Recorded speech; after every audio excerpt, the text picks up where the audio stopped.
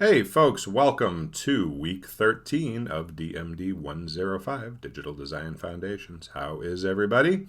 All right, so this week, while we are finishing up our final project in Illustrator, your Vector Celebrity Portrait, we are going to introduce a brand new piece of software, our third and final piece of software this semester, Adobe XD. So just from a programming note, you are still working on your Vector Celebrity Portrait. This week, you can turn in a draft of that anytime you want. If you turn that into Canvas under the Project for Upload section, under Assignments, I will be happy to give you some feedback on it and a draft review so you can get a little bit of critique before you finish it up. Now, it's not due, of course, in full this week. It's just due as a draft. So if you do upload it to Canvas, be sure to email me and let me know that you have done that so that I can go check it out and give you a draft review. So in the meantime, while we're working on that in the background, let's introduce our final piece of software. And so Adobe XD is a little different than other pieces of software that we've looked at so far in that both Photoshop and Illustrator are primarily content creation and content editing tools. Photoshop, of course, edits and creates pixel-based content, and Adobe Illustrator edits and creates vector-based content. So Adobe XD doesn't exactly create content, it is what you would call a layout tool. So similar to Adobe Dreamweaver, Adobe InDesign, Adobe XD allows you to lay out a given space for a particular type of purpose or publication for consumption. To be specific, a program like Adobe InDesign is for laying out multi-page documents like flyers and booklets and textbooks and things like that. Adobe Dreamweaver is for laying out functioning websites that are coded and published to the world. Adobe XD is for laying out and designing prototypes of websites, as well as mobile sites and mobile apps and a variety of other web-based content. So Adobe XD is a prototyping tool. Now the reason we're learning Adobe XD is because not only is it directly related to digital media design here, but it is a great easy to use layout tool that really teaches us a lot about what laying out a space is about and how we can get our content into that space and then design something for a particular type of consumption. Now, before we go ahead and do that, last week you guys were told to go ahead and make sure that you downloaded Adobe XD and you had it up and running. It is a free download from Adobe. It is not a paid piece of software. You can sign in with either a paid Adobe account or a free Adobe account. Works either way. So by now you should have that done and up and running, and maybe you've even turned on the software and have practiced with it a little bit. So that's great. For our consumables this week, starting this week, week 13, then week 14, and then finally week 15, there are a bunch of how-to consumables about Adobe XD. It would entirely behoove you to consume these and practice with XD on your own so that you become super familiar with it. If you take future digital media design classes, you are going to need it because Adobe XD is a regular piece of software that we use throughout digital media design along with Photoshop and Illustrator. So it is equally as important and gets a ton of use. Now, in terms of how to go about this, well, there's this great introductory video here. This is the top 10 things beginners want to know about Adobe XD. This is a great primer video to just sort of get you started on the basics. Also, there's this downloadable handout if you're not really into videos so much and you want to read your way through it. There's this downloadable handout, and when you download it, you get this handout here, which gives you a little overview as well as a collection of videos and workshops directly from Adobe and from YouTube. So you have a few different options.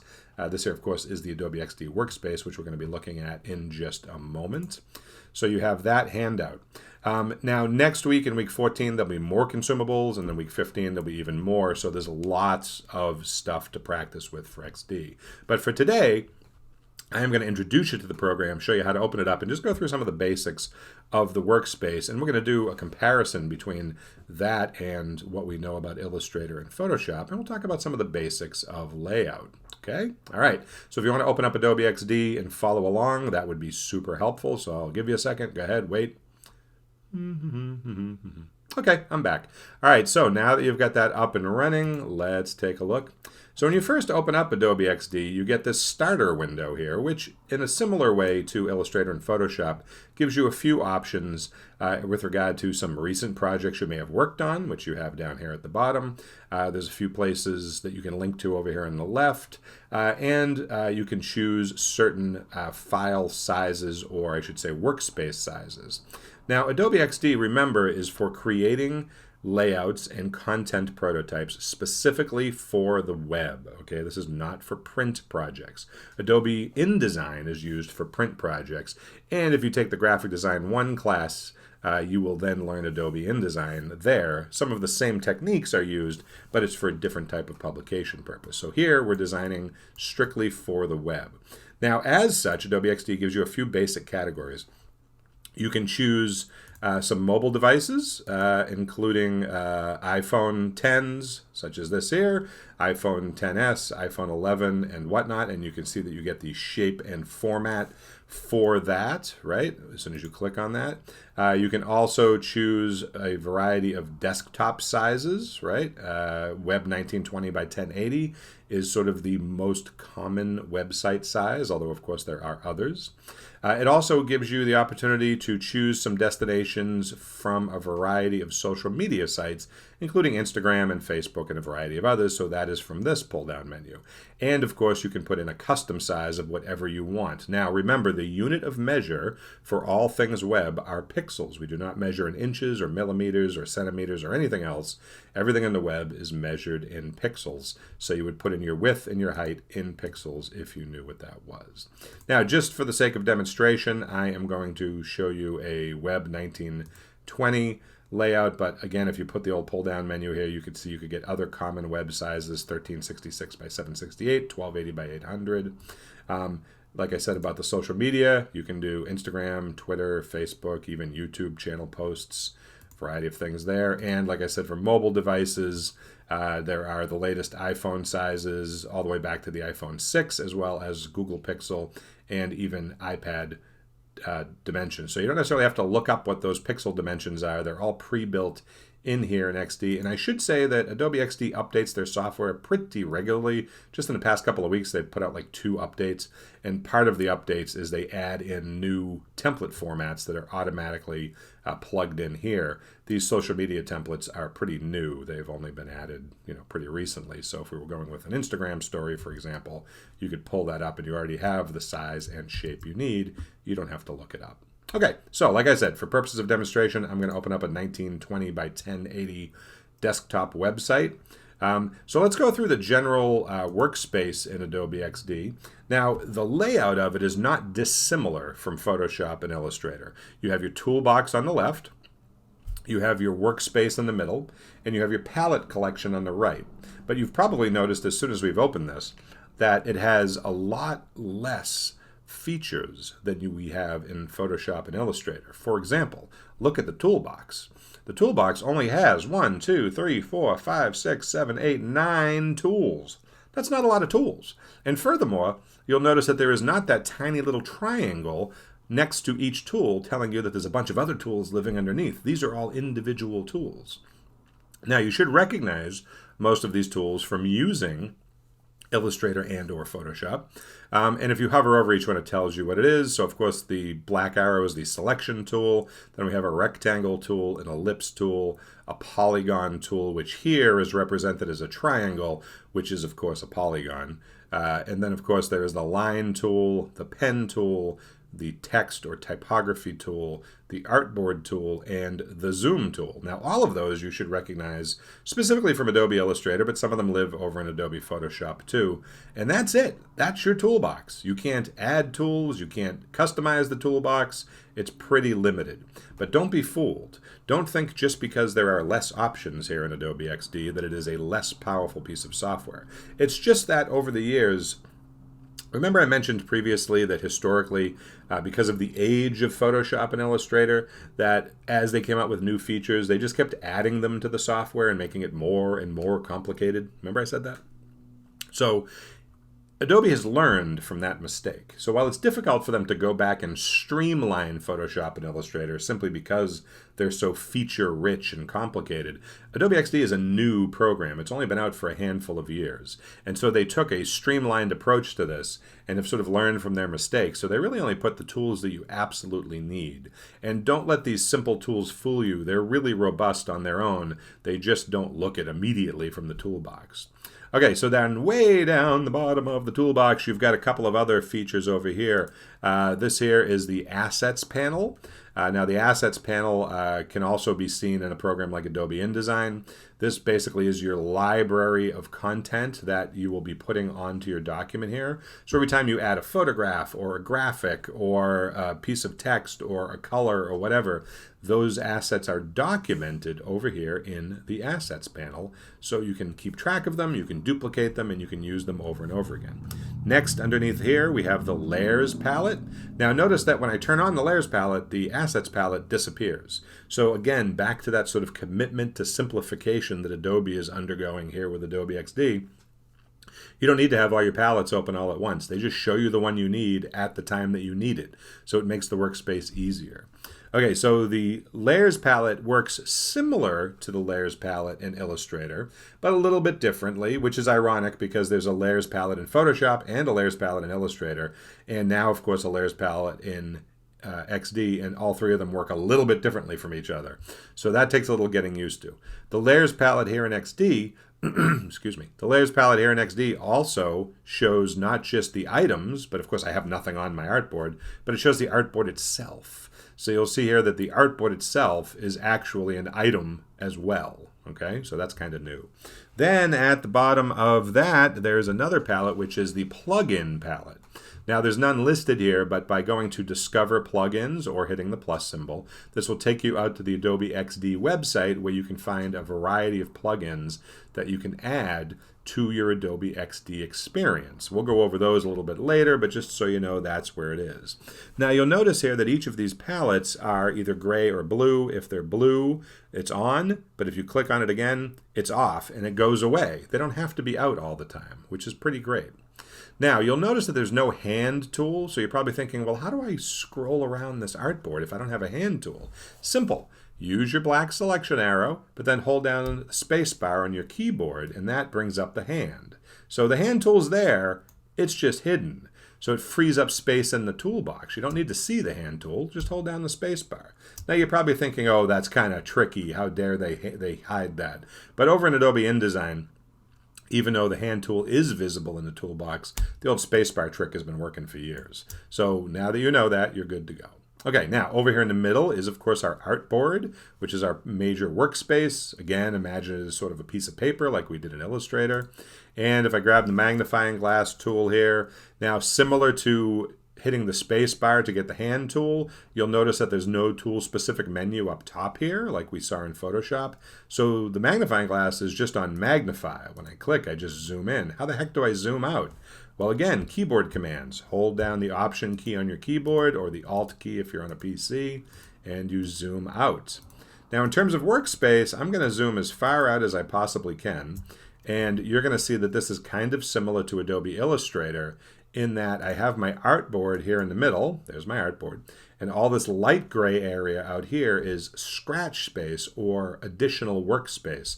So I can put objects and additional artboards all over this light gray area. So that's completely usable space, just like we had in Adobe Illustrator.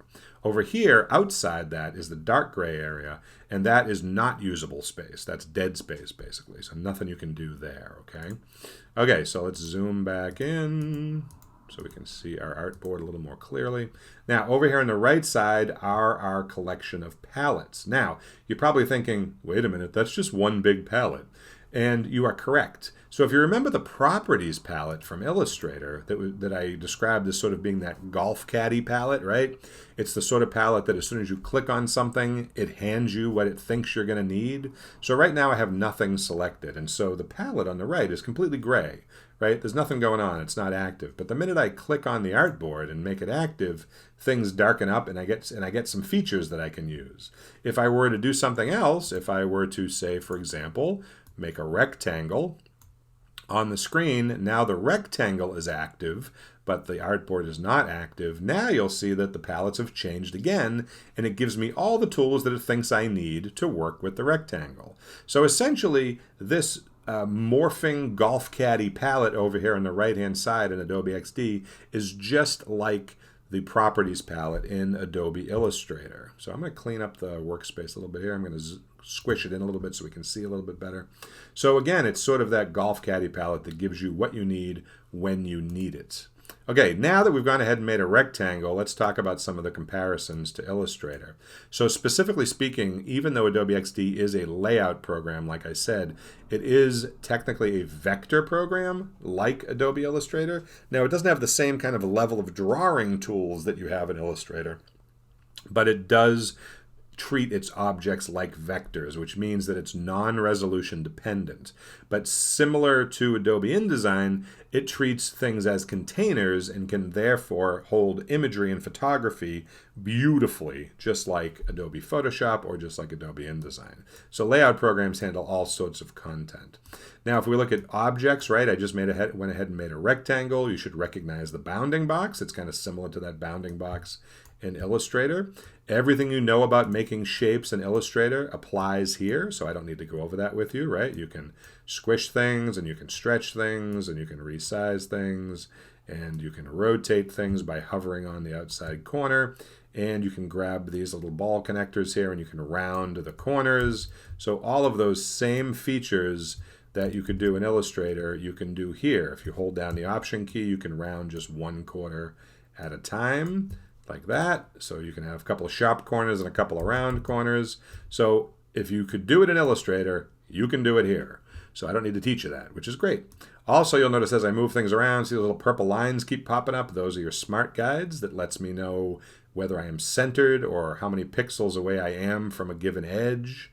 So all of that is super helpful. The smart guides stay on all the time here in Adobe XD, so they are helpful.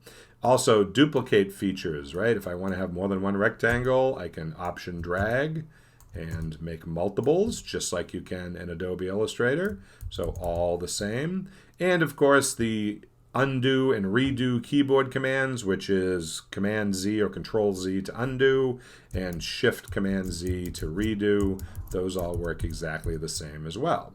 And if I want to pick things up and move them around, same idea, pick it up and move it around. And if I want to delete something, simply hit the delete key on your keyboard. Now, I went through that really fast. Why? Because it's exactly like Adobe Illustrator, so there's really nothing I need to teach you there. Same thing goes for the other shapes, including the ellipse, right? It is an ellipse like this. I can make it squished any way I want it, but if I hold down the Shift key on the keyboard, it's a perfect circle. Same thing with the triangle, right? If I go ahead and hit the up arrow while I am drawing it, I can add sides to it, so it is a multi-sided polygon, whatever I want it to be. And then if I hit the down arrow on the keyboard while I'm making it, I can go back to making it a triangle. Pretty simple, right? And of course, these all have different features just like in Illustrator. So you'll see here that I can round the corners just like I can in Illustrator, but I can also change the number of sides, or rather change the way the sides look and sort of bend them in and bend them out this way, which is a new feature, right? Didn't exactly have that in Illustrator, but it's a new control. And then over here in circles, it's really just the anchor points to sort of re-squish it and rotate it. So look around for the different features. Many of them are identical to Illustrator, and some of them are not. Some of them are a little different, but for the most part, they're roughly the same. Okay, now, once, of course, I have an object in place, now I go over here to my palette, and you'll see that there's a variety of options, right? There are, and you're going to recognize a lot of these palettes because they're sort of similar to Illustrator. So up here we have the Align palette, right, which allows me to line up various objects. Remember, we did that in Illustrator. So if I had a couple of these rectangles and kind of put them all over the place like this and then shift click them, I could align them so they all line up nice and neat, and I can distribute them so they line up in front of each other or off to one side or whatnot. And then if I wanted to duplicate them as a set, I can do that too and line them up. And notice that the Smart Guide sort of helps tell me where I am. So all that is pretty much the same.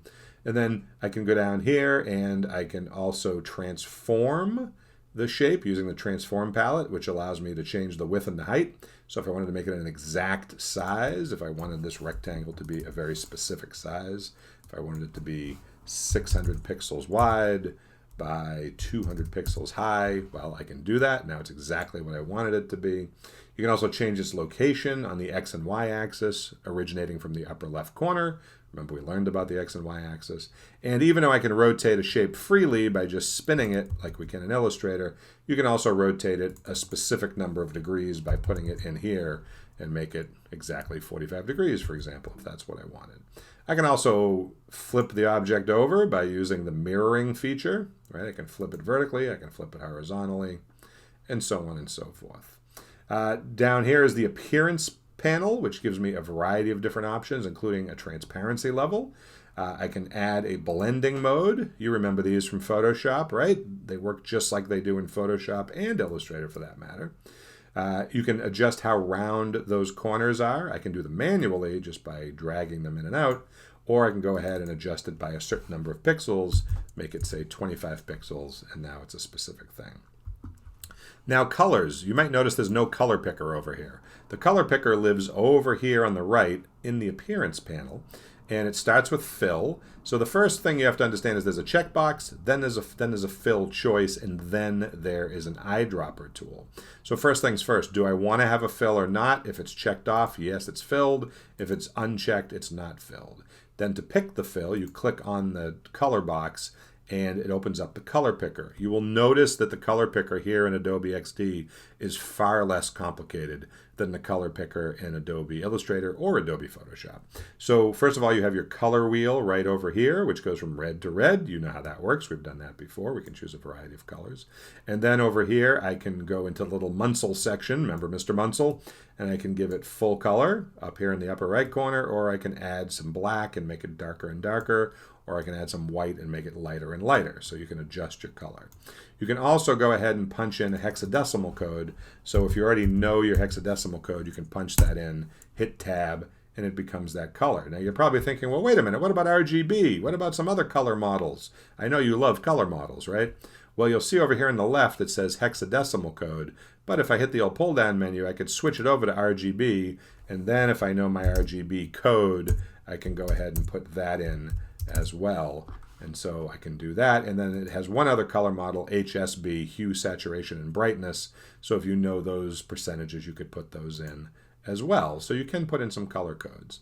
And of course, if you have other objects on the screen and you simply want to eyedropper those objects, you can hover over them and choose that color, and it will pick it up and drop it into your color palette. Now, lastly, if you want to add a color to a set color palette, once you've mixed it the way you'd like it, you simply hit the plus symbol and it adds it right here, and now you can reuse it, and it'll keep making rows for you as you're going. Now you'll notice here that we're dealing with solid colors, but if you hit the old down arrow, you could get into gradients, or you could get into radial gradients, linear gradients or radial gradients. So everything lives right here in this tiny little color palette picker, nice and easy. Now, naturally, you can also add a border. Now, over in Illustrator, they refer to it as a stroke, not a border. It's the same thing. It's basically the outline of the object. So again, same deal. If I want to have a border, I check it. If I don't want a border, I uncheck it. Then once I check it, I click the color, and I'm going to click a color that's sort of easy to see. We'll go with a nice bright green. And once you've chosen your color, now you'll see that you can choose the width or the thickness of the color. Of the stroke, so we'll make it like sort of 10 pixels, so it's nice and easy to see. Whoa, that's bright. You could make it a dashed line if you want by simply adding a size of the dash and the gap. So if I want to make this 4 pixels with a 5 pixel gap, now you can see I can put a dotted line around it.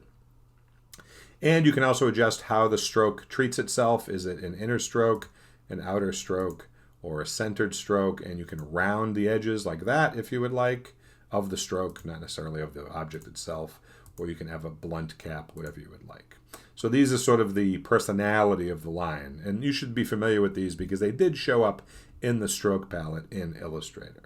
Other things you can add, if you want to add a drop shadow underneath your object, you can simply check off drop shadow and then make some adjustments to it, including the color of it and the location of it. You could also add some blur to it and so on and so forth. There are a variety of features. Now, once you're done with your object, simply click anywhere in some dead space. Again, that's that same rule from Illustrator. And you'll notice that the palette sort of shuts itself off and you're ready to go. And you can do the same stuff you could do in Illustrator. Okay, really quick, over to the line tool and the pen tool. Line tool works the same way as the one in Illustrator. Simply click and drag out a straight line any way you would like. And once you've chosen your straight line or you've drawn it out, you go back to your black selection arrow. And again, the palette over here on the right gives you all the options you need to give it some personality, right? Go ahead and make it a color and make it a thickness so you can see it and go from there. And of course, if you don't want any of them, you simply click on them or lasso them and delete them. Now, next we've got the pen tool. Works similar to the one in Illustrator. Just keep clicking your way around, go back to the beginning, and you've got a closed object made up of straight lines. And if you were to grab your pen tool again, click and then drag instead of just clicking, now you get curved lines. And of course, you can make curved lines into a complete shape as well. So if you're familiar with the pen tool in Illustrator, you got this. You've already figured it out. You already know how to use the pen tool. Okay, next, the type tool. Type tool works similar to Illustrator in that you can click once and just start typing, hello. And then once you've typed it, you can enlarge it. And then over here to the palette, you get all the type tools magically pop up. So everything you need from choosing a different font to choosing the color to a variety of type tools that should be familiar to you from Illustrator. Or you can grab the type tool and click and drag out a text box, and that'll give you a space to type within that your text will stay inside. Okay, so that's pretty much the overview of the tools that are pretty much the same as Illustrator or very similar. So those you kind of already know. You're good. You've got it. You're down with that. The last thing I want to look at is the artboards themselves, because of course, since we're designing content for the web, we're going to need more than one screen, right? If we're creating a website or an app or a mobile site or whatever you're creating, oftentimes you're going to need more than one screen. So a couple of things. Number one, let's take a look at how the artboard works. So back to your black selection arrow. You are going to, first thing we'll do is name the artboard. Notice that it names it just the size of it and the number. So we chose a 19 by 20 pixel website shape. So it's named web 1920-1. If I made another one, it would be -2, -3, so on and so forth. You can name it by simply double clicking on it and then typing in the name. So we'll call this home page, because if we were designing a website, that would be the first page we would design. The other thing is, notice if I hover over the corners, or rather the outside edges of the artboard, I get a little double arrow. If I click and drag that out, I can start dragging out guides. Now in Illustrator, you do that by dragging them out from the ruler. Here, you just drag them out from the edge of the artboard, and you can drag out both vertical and horizontal guides. And if you don't want them, you can just drag them right back off the screen again, and you're good to go. Now, guides, of course, are super useful for helping you to create grids and space and a variety of other things. Speaking of grids, over here in the artboard palette at the bottom, you'll see it says grid, and you can set up two types of grids. A layout grid, which if I check that off, gives me a variety of columns. Now, a little later in this week, we're going to talk about different types of grids and how to lay out space using both column grids and artistic grids. But I just want to show you that this is where you do it. So if you only wanted a 4-column website, you type in 4, and now I've got 4 columns. And you can adjust the width of the gutter, which is the space between the columns. So let's say I want 100 pixels between them, and I can figure out the width of each column itself, and so on and so forth. And then the other type of grid you can do, if you don't want to do a column grid or a layout grid, is you can do your typical square grid, also sometimes referred to as an artistic grid. And this allows you to put in a variety of cubes so that you can use that grid system as well. So that's more similar to the grid we've seen in Illustrator. But either one, we'll talk about both of these a little bit later. Now, the other thing I wanted to show you with regard to the artboards is what if you need more than one artboard? Well, there's a couple ways to do that. The first one is, of course, you can duplicate the existing artboard. Select the first artboard by clicking on its name, right? You always click on the name to select the artboard, not necessarily the artboard itself, because you'll have items on the artboard soon, and you don't want to click those by accident. So if you want the whole artboard, you always grab the name. Then, of course, it's the old option drag trick, where you can option click and drag and grab yourself duplicates of your artboard. Now you'll notice it maintains the original name that you gave it and just numbers them, but you can certainly go in and rename them one at a time to whatever you would like them to be. Notice that the smart guides also applies to the artboards themselves, so I can line those up nice and neat into a nice grid pattern, which would make my life easier when doing things. Now, the other way to make a new artboard is to simply grab the artboard tool, which is right below the type tool, and you've got two choices. You can either click and drag out an artboard of whatever size you want, just kind of a random artboard size, whatever you want. You can use that for just sort of sketching things out or putting together components or whatever.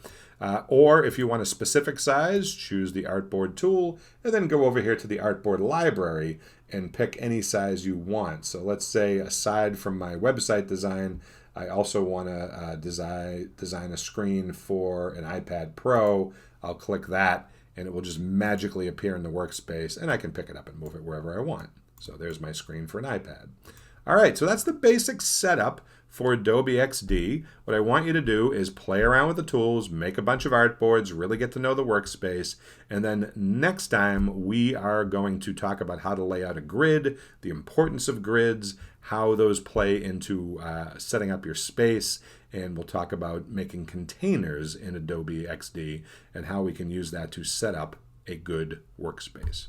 All right, so go practice with that. Really get to know it. I want you guys to know XD as best you can before the semester comes to an end. So, as usual, practice, practice, practice. See you guys.